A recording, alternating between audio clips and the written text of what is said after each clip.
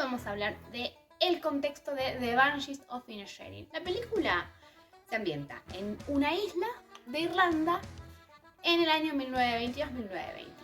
Si bien el contexto histórico no es que se vea así a simple vista en la película, sin embargo, todo el conflicto de este pueblito y de esta amistad es una especie de metáfora a lo que está pasando en el contexto histórico. Todos saben que Irlanda es una isla que está al lado de Inglaterra. Irlanda está dividida. Está Irlanda, lo que conocemos como el país independiente, Dublín, la cerveza Guinness y todo. Y después está Irlanda del Norte. Irlanda del Norte sigue siendo parte de Gran Bretaña. Esto viene de siglos. Contextualizando. Irlanda es católica más o menos desde el siglo III. No era tan importante, era un señorío, pero bueno, nada, se sabía que estaba, habían ido ahí los normandos un poco, pero no era tan importante. Hasta que un papa que había, no recuerdo su nombre y tampoco viene a cuento, pero lo que es importante de este papa es que era un papa inglés. El único papa inglés que hubo en la historia ocasionó un problemón. Este papa pirata se fija en Irlanda y dice, bueno, está muy cerca de Inglaterra, yo soy inglés, vamos a decirle al rey, en ese momento Enrique, uno de los Enriques, realmente no recuerdo su número, pero sí sé que es el marido de nuestra querida Leonor de Aquitania. El papá entonces le dice a Enrique, mira Enrique, está muy cerca la isla, así que yo te doy el permiso para que la invadas y ahora sea tu isla también, que todo sea Inglaterra. Y Enrique, que no tenía empacho en tomar lo que tenga que tomar, se la apropió, Irlanda es mía ahora, y se le regaló a uno de los hijos. ¿Por qué? Enrique y Leonor de Aquitania tuvieron muchos hijos. Muchísimos. Y muchos de todos esos hijos eran varones, lo cual es un problema, porque, como todos saben, el único hijo que hereda es el primero. Los demás se tienen que ir medio buscando. El primero en este caso, el primer hijo de Enrique y Leonor de Aquitania, era Ricardo Corazón de León. El Ricardo que fue a las cruzadas y murió volviendo. El que lo secuestraron y la madre pagó rescate. El que hizo un levantamiento contra el padre, junto con la madre. O sea, era un mamero. Después tenía otros hijos más, que ahora no recuerdo sus nombres, no vienen a cuento porque se mueren. Y venía el quinto hijo varón, era Juan sin tierra. Obviamente se le decía Juan sin tierra porque al ser el quinto hijo varón, ya no había tierras para repartir, para dárselas. Hasta que obviamente el padre tiene una tierra nueva, que es Irlanda, y entonces le dice al hijo, Juan, mirá, toma, te regalo el señorío de Irlanda.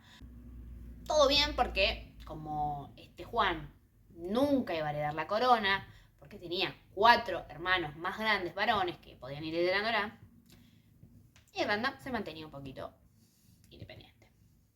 No le dan mucha bola, la verdad. Pero no va que el nieto el Juan sin tierra, vio morir a 4 de sus hermanos mayores. Los 4 hermanos mayores murieron, no uno, no dos, no uno abdicó, murieron los 4 hermanos mayores. Eso es tener un culo a prueba de balas. Para Juan sin tierra fue buenísimo, de repente era rey. Pero para los irlandeses fue una cagada, porque ahora su señor era el rey de Inglaterra, lo que significaba que quedaban unidos a la corona, algo que no estaba muy copado. Juan sin tierra es el rey malo del Robin Hood. Lo que realmente controlaban los ingleses era Dublín y un poquito más, el conurbano de Dublín. Pasan los siglos, pasan los jugadores. Y en 1366 pasa un hecho que los ingleses siempre son chotos, pobres. Cosa de facho esto, ¿eh? Se firma el Estatuto de Kilkenny. Kilkenny es una ciudad de Irlanda, ¿eh? Para que tengan una idea, el estatuto le pone el nombre de una ciudad de Irlanda y dice esto el estatuto. Que 1. Se prohíben los matrimonios mixtos, es decir, los matrimonios entre irlandeses e ingleses que viven en la isla. 2. Francia. 3. Se prohíbe el idioma gaélico. Empiezan, viste, ya de a poquito le empiezan a tocar el culo, ¿viste? Pero la cosa terminó de romperse con Enrique VIII. Este Enrique VIII tuvo 6 mujeres. Para tener 6 mujeres, dense la idea de que alguna pudo morir, pero también se tuvo que separar de alguna. Si no, la Iglesia Católica no le gusta las separaciones, no las permite. Inglaterra era católica, él era católico. Él se casa con Catalina de Aragón. Catalina de Aragón era una española, hija de los reyes católicos de España. Los reyes católicos son los que le pusieron la tarasca a Colón para que haga el viajecito.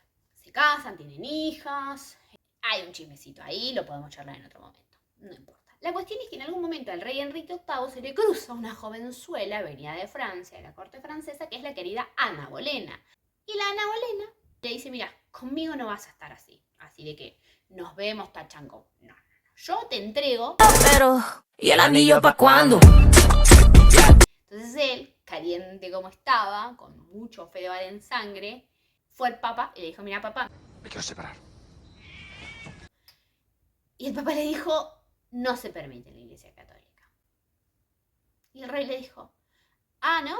Así que la Iglesia Católica no permite. Bueno, tranca, yo creo mi propia iglesia en la que soy la cabeza.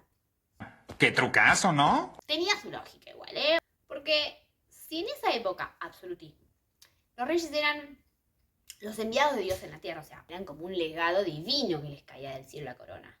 Entonces tenía su lógica que él sea la cabeza del Estado, o sea, el rey, pero además sea la cabeza de la iglesia. Porque ¿para qué queremos un intermediario? Entonces él funda la iglesia anglicana. Entonces pasan a ser protestantes. A día de hoy siguen siéndolo. Pero los irlandeses seguían siendo católicos. Eran mayoría católica. De ahí en adelante los irlandeses se dedicaron a apostar al caballo perdedor. Sin saber, obviamente, ¿no? Si había entre dos reyes que podían ser reyes de Inglaterra, si ellos apostaban a uno, ganaba el otro. Obviamente el que ganaba se le desquitaba y le sacaba algún derecho. Cuando quisieron acordar, los católicos no tenían permiso ni siquiera de tener propiedades a su nombre. O sea, no podían tener ni sus propias tierras. Odiados como estaban. En el siglo XVIII se firma el Acta de la Unión. El Acta de la Unión es lo que crea el Reino Unido de la Gran Bretaña e Irlanda. Están cada vez más enculados los irlandeses porque dicen, ¿por qué estoy unido a la corona? ¿A dónde empezó este problema? Siglo XVIII, siglo XIX, los irlandeses empiezan a ver las revoluciones y las independencias de otros países y dicen, pero ¿por qué nosotros no? Y empiezan a levantarse y los empiezan a pelear de nuevo. Pierden siempre los irlandeses, porque si algo que tienen es poca suerte. En 1905 se funda el Partido Unionista del Ulster, que es Irlanda del Norte. Este partido estaba en contra de la independencia. Ellos estaban a favor de seguir siendo parte de la Unión, con Inglaterra, etc. Obviamente este partido, que eran un poquito fachos, tiene su milicia armada también. Y obviamente los irlandeses, que eran independentistas y católicos, forman su propio partido, que es el de voluntarios irlandeses. Y obviamente tienen su milicia armada, porque no se van a quedar atrás. Y pasa algo que interrumpe un poquito la cosa, que es la Primera Guerra Mundial. Los del Partido Unionista del Ulster se ponen en el ejército inglés, se alistan voluntariamente y se van a luchar a las trincheras de Francia contra los alemanes. Y dejan libre un poquito Irlanda. Y entonces los independentistas dicen, esta es la nuestra. Y aprovechan que se fueron los fachitos para tratar de hacer una independencia. En 1916 pasa el alzamiento de Pascua, el 24 de abril. Lo que hacen es un alzamiento y toman la oficina de correo, declarando una independencia. La población no les da mucha pelota, lo cual hizo que el ejército británico se fue a Irlanda y los cagó a tiros a todos. Vos si mirás por la ventana también te pega un tiro. Cualquier irlandés que pasa caminando le pega un tiro. Hay un duende ahí, le pega un tiro. Veo un trébol de 4 hojas, le pega un tiro. Así estaban los ingleses en Irlanda. Ejecutaron a todos los que habían hecho el alzamiento. Pero esto hizo que la opinión pública irlandesa cambiara para siempre. La opinión pública dijo, no, esto yo no lo puedo seguir permitiendo. Y entonces se puso muy del lado de los independentistas. Ustedes tendrán a Shakespeare, tendrán a Jane Austen, pero nosotros también tenemos lo nuestro. Nosotros tenemos a YouTube, nosotros tenemos a Paul Mescal. Lejos de tranquilizarse la situación después de estos tiros, los irlandeses siguieron metiendo el dedo en la llaga y formaron el partido Sinn Féin, que en gaélico significa nosotros mismos. Este partido era independentista, obviamente. En estos años se forma el IRA. El IRA forma para luchar contra los invasores ingleses, el ejército británico. Y en 1918, cuando termina la guerra, en diciembre, bien como ahí te la tiro a fin de año, se autoproclaman independientes. A los ingleses esto les rompió las pelotas soberanamente, porque los ingleses estaban enfrascadísimos en problemas hace años, venían de las trincheras, todavía tenían que armar los pactos de paz, estaban podridos.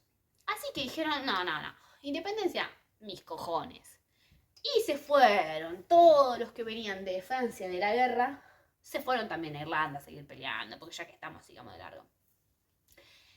Y entonces entre 1919 y 1921 fue la guerra de independencia de Irlanda. Ahora, durante estos años, obviamente los irlandeses, como pudieron, trataban de expulsar a los ingleses. El ejército británico, mientras tanto, hizo, pero una barrabasada tras otra. Eran los mortífagos realmente. El ejército británico estaba hecho de la gente que volvía de la guerra, de la Primera Guerra Mundial. O sea, era gente que estaba muy tocadita de la cabeza, que había visto morir amigos, que había soportado el gas mostaza, las ratas, el barro, las trincheras, el alambre de púas, a los alemanes. O sea, realmente venían como muy mal de la cabeza. Y se fue a Irlanda recaliente de tener que seguir peleando y te la desquitaron con todos. Pero no solamente con la gente que peleaba, sino contra los civiles, contra cualquiera que pasara por ahí. O sea, nada.